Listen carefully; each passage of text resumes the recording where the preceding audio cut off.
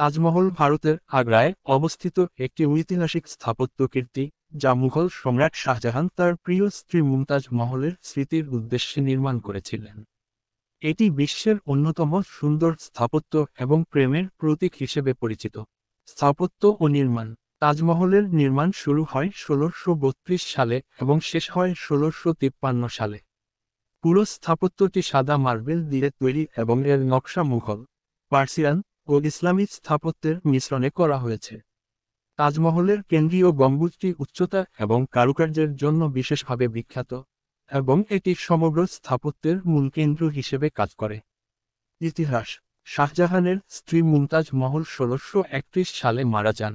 তার মৃত্যুর পর শাহজাহান তার স্মৃতির উদ্দেশ্যে একটি চমৎকার সমাধিসৌধ নির্মাণের সিদ্ধান্ত নেন, যা পরে তাজমহল হিসেবে পরিচিত হয়।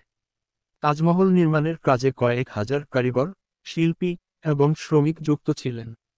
অভ্যন্তরীণ নকশা ও সৌন্দর্য। তাজমহলের অভ্যন্তরভাগে মার্বেল খোদাই করা ফুল, আরবি ক্যালিগ্রাফি এবং দামি পাথর দিয়ে সজ্জিত মেঝে ও দেয়াল রয়েছে। মুমতাজ মহলের সমাধি তাজমহলের কেন্দ্রে অবস্থিত, এবং শাহজাহানের সমাধি তার পাশে রাখা হয়েছে।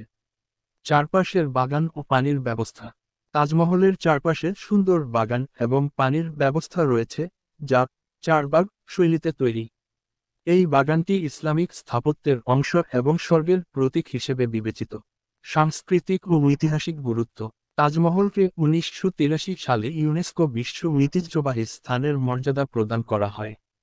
এটি ভারতের সাংস্কৃতিক ইতিহাসের একটি অবিচ্ছেদ্য অংশ এবং প্রতি বছর লক্ষ লক্ষ পর্যটক তাজমহল দেখতে আগ্রায় ভ্রমণ করেন।